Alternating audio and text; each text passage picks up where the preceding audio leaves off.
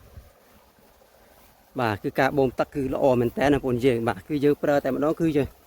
bà vậy tới dơ chầm này tại mà nó cứ chầm nành tại mà nói bồn dương bà cứ mình khát đấy đó bà cứ mình khát đấy bà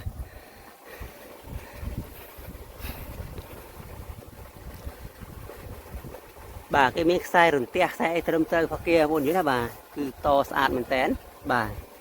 bà sai rừng tia cái dơ cọp chầm rơi ở mùi mẹ cần la bà cọp chầm rơi mẹ cần la bà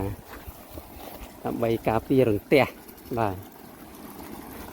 bà anh chẳng cứ bom tắc lo anh tên là bồn dương bà bà nó cứ cà phê sôi lá cái giờ mình kha tên bồn dương bà giờ đó ở tầm 1,200 1,300คือយើងប្រើបានរហូតរយៈពេល10ឆ្នាំទៅ20ឆ្នាំមកសម្រាប់ផ្ទាំងសូឡាបាទផ្ទាំងសូឡាគឺគេធានាឲ្យត្រឹម10ឆ្នាំប៉ុន្តែផ្ទាំងវាគេប្រើបានរហូតដល់25ឆ្នាំបាទតែបូមទឹកធានាត្រឹម10ឆ្នាំទេណាបាទ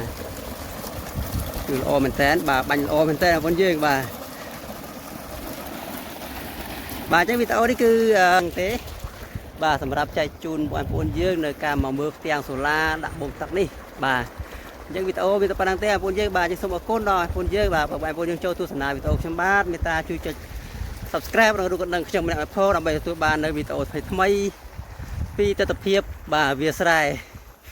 បាទទស្សនភាពវាស្រែនេះរដូវវស្សាចែកជូនបងប្អូនយើងទស្សនាមើលរៀងរាល់ថ្ងៃណាបាទអញ្ចឹងសូមអរគុណដល់បងប្អូនយើងបាទ